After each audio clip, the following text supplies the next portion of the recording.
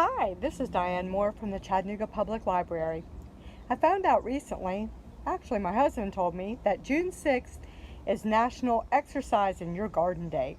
And I thought, what a great concept. There you are, sitting, you're in front of a computer, you're reading, you're on the phone, doing all these things that you hunch over, not so great for your shoulders, your back, or any other parts of your body. So yes, out to the garden for some exercise. Now, of course, you may feel like you do a lot of exercise in your garden. I know that I do. I come in tired, dirty, and worn out. However, what is the first thing that a gardener usually does? Unless you've got some project, something you've got to pot up or get planted right away, you walk on out to your garden and oh no, there's a weed. So you bend down or you squat or you sit or you do something that you're not going to be able to do for a really long period of time anymore, and you start pulling weeds, and then you start doing something else, and before you realize it, you're sweaty, you're hot, you're dirty, you've been out there for 2 hours, and when you attempt to stand up, your feet are numb. So while you're out in your garden, think of some different exercises. Roll your shoulders back, hold them for 5 seconds. Move your head to either side and to the front gently. So many things that you can do. Right now, while we're all stuck at home, there are so many free and fun exercise videos for family, for adults. Library Journal sent a few of them to those of us who attended their conference this year. There was one called PE with Joe. This is a British guy. Right now he's doing something called Exercise Around the World. So if you're interested in doing exercises that have something to do with kickboxing or sumo wrestling, he's your guy. He's on YouTube. His name is Joe Wick, like the wick of a candle. And it's called PE with Joe. Another one that I thought seemed interesting was hip hop. An instructor from Alvin is teaching that.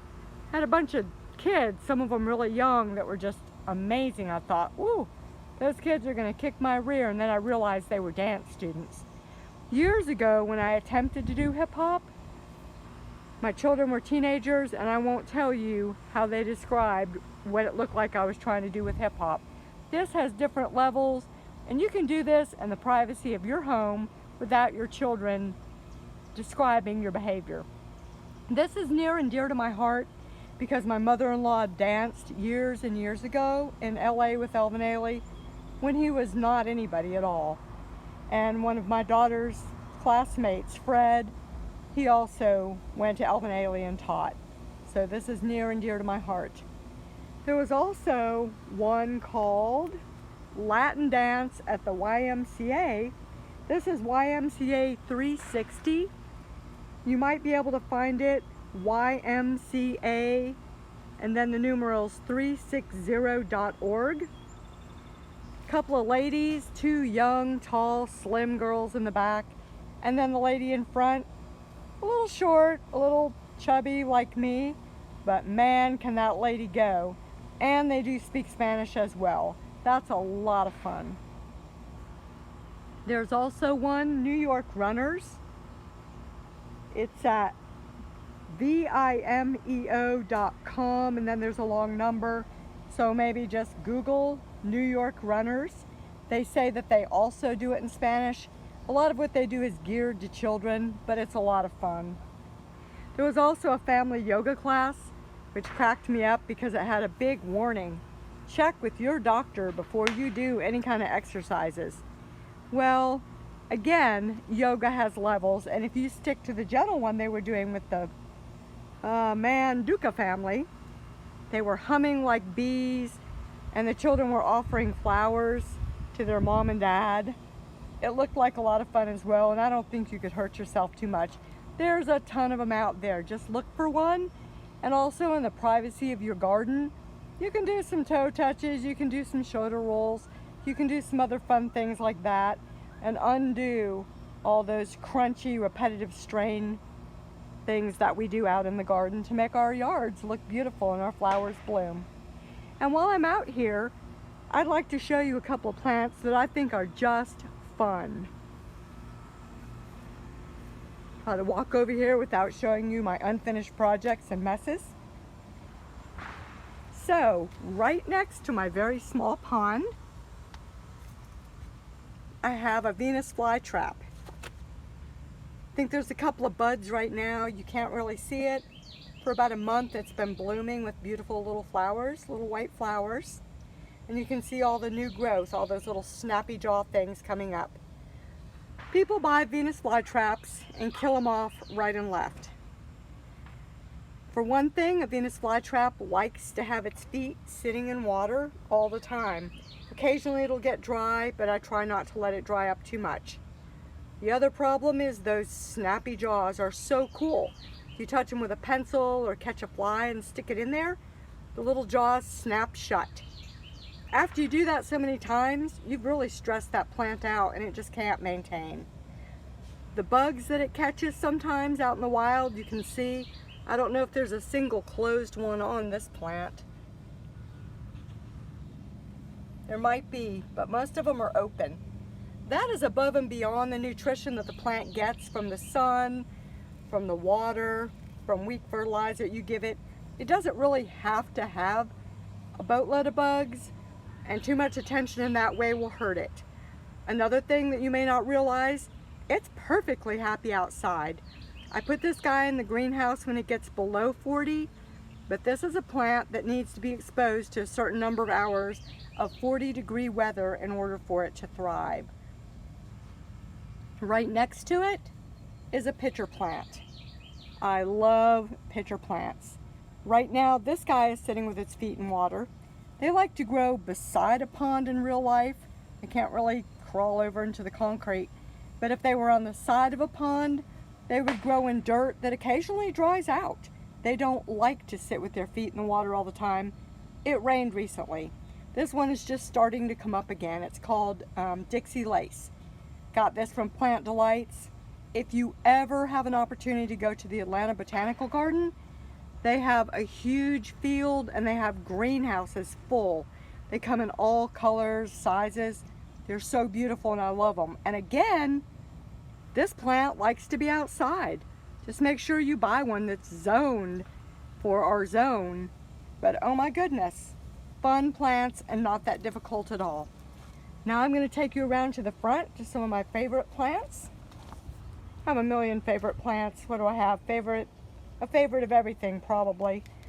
The only plants that I don't love are just those normal, typical chrysanthemums, which I still buy. They do wonderfully well for my mom. They're not my favorites. I like the weird ones, the cactus looking ones, the football mums. So this is my path, which eventually will have stepping stones. And here I am making you seasick. Right over here is a swamp sunflower. These can become a little invasive. They're easy to just pull up, throw in your compost or garbage. They grow really tall and the native pollinators really like them, so I let a few grow here and there where they will. And I'll walk through the lawn here, which is full of lots of weeds, violets and all kinds of things. If you find that you have a lot of clover, you probably need some nitrogen. I like clover, bees like it. All right, right over here on the corner of my porch are some of my favorite buddies. Not the elephant ears, but I love those too. These are my Amorphophallus, or Voodoo lilies, or corpse lilies. They go by a lot of names. They come from a couple of different places in the world, and their tubers are actually used for food in a lot of places. That's why they'll grow in little groves and colonies, and if they're happy, they grow really, really well. Right over here around the corner is one from India or Indonesia. This is Sophia. She also bloomed this year. She had one tall, shiny black little spath, and then she just went about business in the normal way. Now you take years waiting for these things to bloom, and I feel really fortunate that this year Eleanor bloomed. She may be dormant for a year after that. I'm not sure. They kind of have a mind of their own. Normally what they do is they emerge from the soil with a beautiful, cool mottled trunk. They're all different. And then they have a leaf that looks like an umbrella. They're just tropical and beautiful and really not that particular. I waited 3 years for Eleanor to bloom. My daughter is very jealous. This one is a hybridized voodoo lily called mint julep. I've named her after my mother's mother, one of my dear gardening grandmothers. Right next to her in another pot is Olive, named after my father's mother. She's starting to come up, but you don't see anything sticking up through the soil yet. I don't know if she'll bloom. She is about the same size that Eleanor was this year. Like I said, they all have a mind of their own. This is so beautiful. It's only been about 3 days since she started blooming, and she might be done tomorrow. After they finish blooming, they just kind of fall over. At first, she was just sort of wrapped in this gorgeous outer wrapping, and then she gradually opened up. It does look a lot like a calla lily. The difference between voodoo lilies and calla lilies will sit there blooming and look nice for a long time. Voodoo lilies don't last long. And when my husband took the dog out this morning, he came in and said, "Oh, Chattanooga stinks today." And I said, "Really? Well, you know, that happens." When I went outside, I said, "Oh, you're not kidding. It smells like something died." Now I'm looking for something that Ginger the cat might have killed or something nasty. No. Then I realized later in the day, oh my goodness, when I saw all the flies all over the place, that Eleanor had bloomed. And when they open properly, they do smell like a corpse. They really stink. Don't ever plant them under your bedroom window. The good thing about it is, it seldom lasts more than about 24 hours. That is the smell. The bloom doesn't last a long time either, but it's amazing. There are Titan voodoo lilies that grow 20, 30 feet or more, and it takes 7 minimum years for them to bloom. And when they do, it's rare. Not very many places have them. People travel for miles to see them. They have parties. They smell bad, and then they fall over. Then they're dormant for a while. Like I said, they like to do what they want. But I love these diverse, different plants. Once you know what their needs are, they really aren't that persnickety. They're gorgeous. I love the regular stuff. I love begonias, caladiums. All the normal things are beautiful and I love them. But how fun it is to have something that's a little bit different. And just like people, when you get to know what their needs are, they're easy to get along with and they add so much to your garden. Enjoy your night. Be safe. And thank you so much. Bye.